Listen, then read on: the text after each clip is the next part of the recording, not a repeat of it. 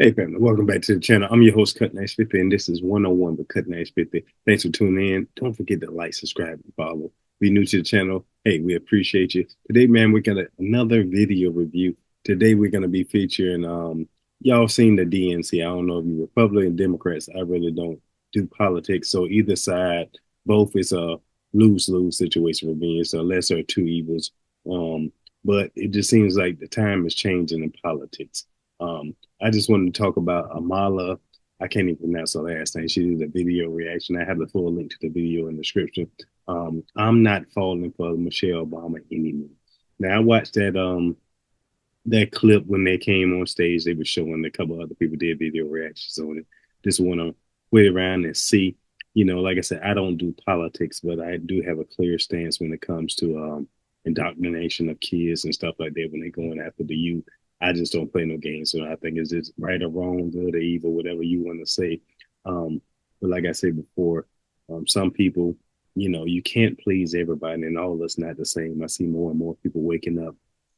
Um, so I just think it's when it comes to politics or it comes to identity, some stuff in it for adults, we free to do whatever we need to do. But when it comes to kids, I think it's something that we have to protect because they don't know what they're going to do. We influence kids, they follow us, they do our direction, they do whatever they see. So I just believe that they don't have the choice of letting them live a free life, whatever the case, because they're not adults, they're not sexual beings, whatever. But share your thoughts. Let me know what you think. Let's go ahead and go into this video. I'm gonna share my screen. And we're gonna go hop right into it. Obama decided to speak at the DNC, and she had a lot to say about her upbringing, about the affirmative action of generational wealth, and about trans and LGBTQ identifying children. Let's watch clip number one. We will never benefit from the affirmative action of generational wealth.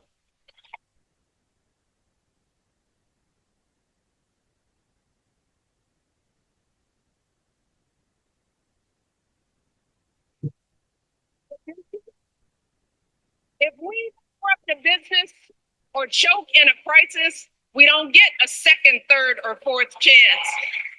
If things don't go our way, we don't have the luxury of whining or cheating others to get further ahead. No. We don't get to change the rules so we always win. If we see a mountain in front of us, we don't expect there to be an escalator waiting to take us to the top. We will. Sorry, y'all. Do y'all hear how racist that is? That's crazy. And it begs the question, first of all, who is we? I'm going to insinuate, since this whole crowd of all these different people are cheering, we means people of color, and that's just what she's throwing in. Clearly, she's insinuating Black people, of course. Black people are at the top of the hierarchy when it comes to people of color in leftist ideology. So she said, we don't get second and third chances when we lose our businesses or bankrupt ourselves. And like I said before, if y'all know this young lady, she's amazing at what she does. She's been around. I'm on many videos like that before. She's not the only one that's talking about it. My guy Eddie Griffin talked about Obama and Michelle Obama and J Lo. But just like everybody, nobody talked about the policies. That's what we want to hear. If you getting into the election and stuff like that, don't let it divide you. Make your own research. Do your own research. Choose for yourself and make an educated decision. People, let me know. Y'all have a hotline y'all call when you need a second or third chance? And you go through a little questionnaire about your heritage and your skin color, and all of a sudden you're granted that second, third, or fourth chance. I have no idea what the hell this woman is talking about, but she's on the same victimhood arc that she's been on for the entirety of her life, and especially her life in politics at the side of Barack Obama. That is a crazy thing to say. And how she switched out the way she worded this by saying white people lie, white people cheat, and they steal, and they this and that, and they expect an escalator to be set out right in front of them, and they get second and third chances. Guarantee she'd be getting a very different response. But because she's talking about the hardship of Blackness and people of color, and people can use that as a crutch so they don't have to take accountability for their own actions, people are going to be cheering this on. And I do have to point out, you know, she's saying we don't have the luxury of the affirmative action of generational wealth, meaning that white people have had access to generational wealth by virtue of their whiteness. People of color haven't, and we don't have that privilege. There are many white people who in no way, shape, or form have benefited from generational wealth. Yeah, and I kind of agree with her when she's going on with that. Depending on where you come, it's because it's placism, it's racism, it's discrimination, it's status. And I just look at it that all of us facade, man, just to keep us distracted, just to keep us pitted against each other for whatever reason. Like I said before, these people are smart at what they do, the tactics that they use. Like I said, I don't get into politics, but I just remember Obama being in the House, and like I said, he was the LGBT movement. I'm a person in the Bible, and it says when Babylon is changed into they lose, it's pretty much God. It was an ungodly nation at that time, meaning the fall of Babylon, if you believe in that. But share your thoughts. Let me know what you think. That's just my own perception. Like I said before, over and over, I don't believe in discrimination, racism, especially against adults. But it is good and evil in the world. Whether we don't know the truth, I know what God says about a lot of that stuff in the Bible, but I'm imperfect. So I just believe that as adults, you can make your own choice. But for kids, I think we do have to protect them. Generational wealth. What did she just say to you? Yes, you did. You're white. And I got to imagine there's white people in the crowd of the DNC. There was thousands of people there that have struggled through their lives as well and have not been handed privilege on a silver platter by virtue of being born white. Yes, they listened to these speeches, and they've been so propagandized, so indoctrinated by this like woke speak, white guilt, self-flagellating language that they accept this. And they think that this is an okay thing to say out loud to a group of people who are now going to go on to decide the future of our country and who leads it. Michelle Obama is Delulu with a capital D, which explains why she was at the DNC saying this stuff. Now, beyond that, she talks about her own life, her own family. And let's listen to that clip before we.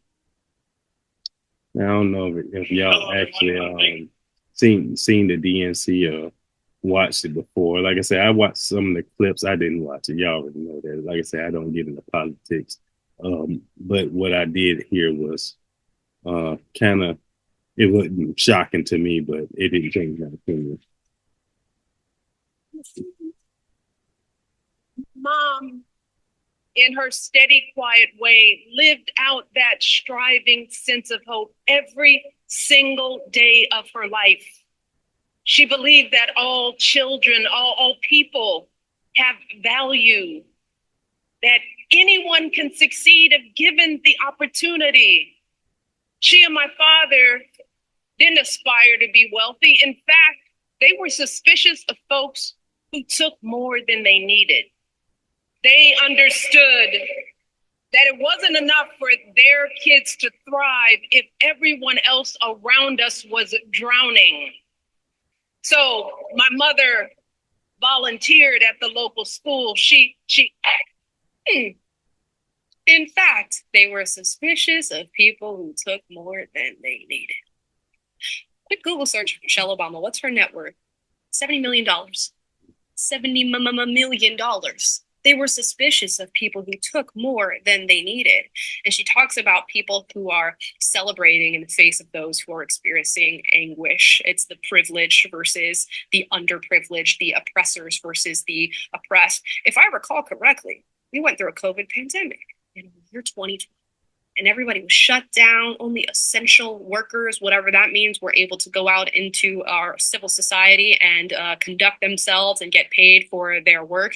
You had kids out of school. You had people struggling. If I remember correctly, the Obamas had parties during that COVID pandemic when everybody was shut down.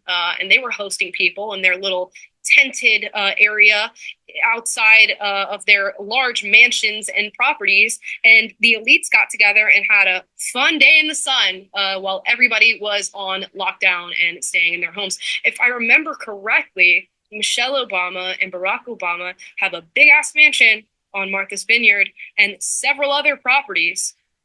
You're suspicious of people who have more than they need. And this seems to just be the sticking point, I guess, for a lot of these left-leaning Like I said before, yeah, I mean, you're rich if you don't deserve it. I don't care nothing about what nobody else has. But when she's talking about the lockdowns, I worked every day as a essential worker, as she claimed. But certain people got paid what they call hazard duty pay. I didn't get paid hazard duty pay, and I worked every single day having to detox your body before you come in the house because we just didn't know believe in some of the other stories. But I worked close in hand with some of the scientists and stuff like that for the CDC. And y'all already know, if you don't know, that I had worked at GPI, head of security operations over there, the captain, before I retired from that kind of field. Just working part time now, but still in the federal government. But like I said before, with 25 plus years in law enforcement, man, it's ridiculous the information that they give you, and especially we just click to follow. I call it the blind trust. I think I'm doing a video about that, about how blindly we follow people besides doing our own research, finding out for ourselves, finding out what works for us, but we just follow in line and discredit or dismiss other people for their own personal beliefs based off their perceptions. You know, maybe they didn't do the research, maybe they believe whatever they believe for whatever reason, but we normally dismiss it. I just try to tell everybody, I listen, but do your own research, and whatever works for you works for you. But there is a truth and there is a false and a false narrative. But if you don't do your own research, you'll just hear everything, especially with the Trump stuff like that. And you'll think this guy's evil and he needs to be taken out, but that's farther from the case. Let's go. Folk. When you know damn well you're not. So go ahead and acknowledge that and maybe talk about your experience being on the other end of it as somebody who is now extremely rich, and talk about what you're going to do, because you point to other rich people and tell them what they're going to do, but the finger is never pointing at you, even though we all know how much money you have. It is public information. Now, quite honestly, maybe 70 million is not the accurate estimate. She probably has more that we have no idea about. But this sort of point fingers down at the rich folk who are creating all of America's problem. Yeah, I don't, like I say, it's politics. We never hear about good politics, but dirty politicians in that world like that. But you know, I just take it with a grain of salt because I just have faith in something that's much higher than all these people with facades and who's made to give a speech for a specific reason. Fish is about, let's roll the clip. Demonizing our children for being who they are and loving who they love. Look, that doesn't make anybody. Yeah, now this is the one I really wanted to get into when they talking about the kids. Now, any party that's for this stuff like this and the mutilation of kids, I just pray for you. Demonizing our children for being who they are and loving who they love. Look, that doesn't make anybody. Okay. Being who they are and loving who they love. I love the vagueness, right? Because they could go out and like make these very vague statements that sound super beautiful, but let's really break down what that means. Being who they are is, of course, in reference to gender ideology and transgenderism and gender dysphoria, often experienced by kids in today's day and age at exponentially rising rates, which is just insane. So by being who they are, she means kids either socially or medically transitioning. The big hot button issue is, of course, the medical transition, which the left supports and Republicans do not support. So what she means by be who they are is allowing little boys to undergo puberty blockers, hormone replacement therapy, have their genitalia cut off of their bodies in service of this new identity, become lifelong medical patients for the rest of their life with a multitude of complications because these are experimental procedures. That's what she means by be who they are. For girls, she means undergoing puberty blockers, hormone replacement therapy, double mastectomies, having a skin off your arm flayed off during surgery, made into a phallic shape so that you can have male genitalia or something resembling male genitalia, and having that attached to your privates.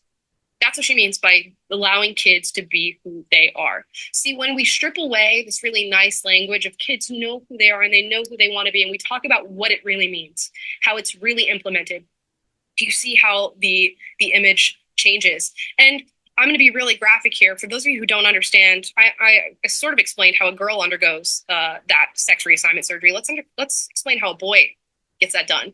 He's going to have his genitalia cut off. He's then going to have a hole opened up in his private area. And if you're thinking, Amala, that's not naturally there. You know, there's no female anatomy in there. How does one keep that open? They're given a dilator that they will go home with, and every single day have to put a dilator in this hole that has been opened up in their body to keep it open. Now, you can imagine a hole just randomly being placed in your body. Now, y'all just don't mind me, man. I didn't see this part of the video right there. I just seen the Michelle Obama stuff and some of the clips. Like I said, I'm doing a live video reaction while y'all watching this right there, and that's just ridiculous. Like I said before, I'm against anything that's torturing, changing up kids, because we know how we, as young adults, you know, just imagine you go to school, you change your major 3, 4 times, you don't even know what you want to be, and you finish college and you still don't know what job you want to hold. You want to be in law enforcement, then you want to be an attorney, you want to, you know, all these other things.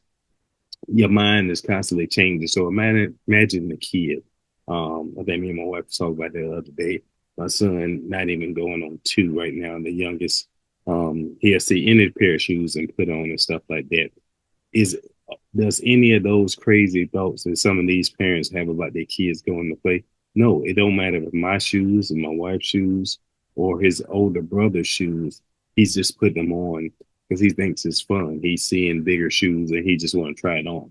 I have none of those thoughts. That doesn't mean that he wants to be here or there or whatever, but he'll have the advantage that most kids don't have, or most of my other kids didn't have growing up as a stable 2-parent household with loving parents and stuff like that. So he had never experienced a torn up family lifestyle with a single mom or a single dad raising the kids, you know, and not a healthy, I mean, I guess kind of healthy co-parenting, but not together in the same household under one roof, which I think is very beneficial. The system is made to keep families apart.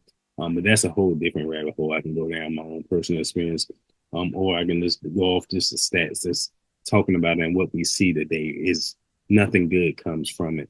But this young lady went on, and I didn't know that about the kids, and it's kind of sickening to your stomach to hear about the stuff that they have to go through in this forever. I remember watching a couple of videos about ladies who transitioned, now they get older, and they did the surgeries that was paid for, they had to pay for, but there's no surgery to reverse it back when they decide that that's no longer what they wanted to be. It's nothing to handle it. And I know one side, I think the Democratic Party supports taxpayers paying for the transitioning phase. But do your own research on that. I just heard that allegedly that's what they're saying. I think in YouTube, you got to always say allegedly and stuff like that, but let me know. A lot of different medical complications that happen with that. Yeah, some people have it close up. Many have infections. Many, the dilator is extremely painful. Of course, there's nothing natural that's happening for a woman happening down there. So you can imagine all the different medical complications that happen with that. So when she says allow children to be who they want to be, that's what Michelle Obama is talking about. Again, stripping away the language really changes what that means. And it changes how beautiful the sentiment actually is. Now she says, for being who they are and for loving who they love. How many of you knew your sexuality at like 4 years old? Any of you?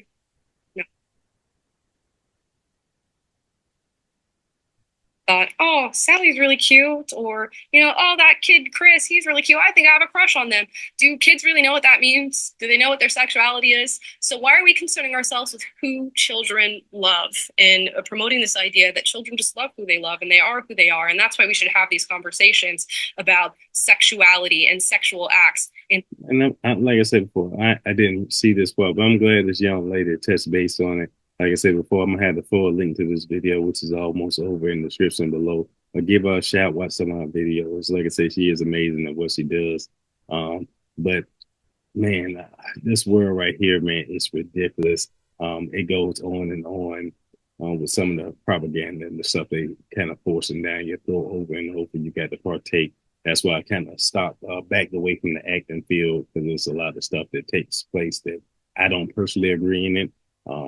I don't, it's cool for other people, but just not myself when I got young kids or older daughter, stuff like that. I just don't want them to see or give them a different um, in their head that I actually agree or approve of these type of things. Like I said before, I am a God fearing man, but I do love everybody. I think as adults we can do whatever we got to do.